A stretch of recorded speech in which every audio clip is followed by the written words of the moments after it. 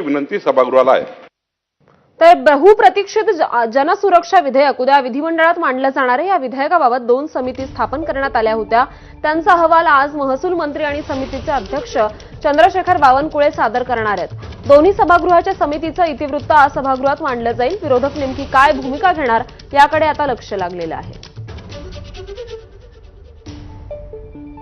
तर जनसुरक्षा प्रस्तावित कायद्यातील तरतुदी नेमक्या काय आहेत आपण पाहतोय। त्या संस्थांचं कार्यालय, संपत्ती जप्त करता येईल, खाती गोठवता येतील। संघटनेला बेकायदेशीर ठरवण्याचा अधिकार हायकोर्ट न्यायाधीशांच्या समकक्ष 3 सदस्यीय सल्लागार मंडळाला असेल। सल्लागार मंडळाच्या शिफारसीनंतरच संबंधित संघटनांना बेकायदेशीर जाहीर करता येईल।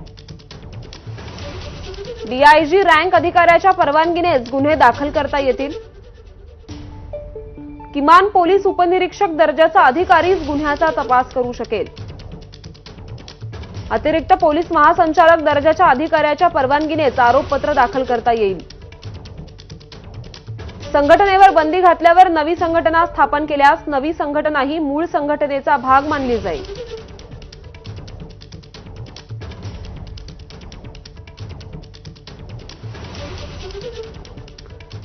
छत्रपती संभाजीनगरच्या विद्यादीप बालसुधारगृहात छळ होत असल्याचा आरोप करत 9 मुलींनी पलायन केलं होतं।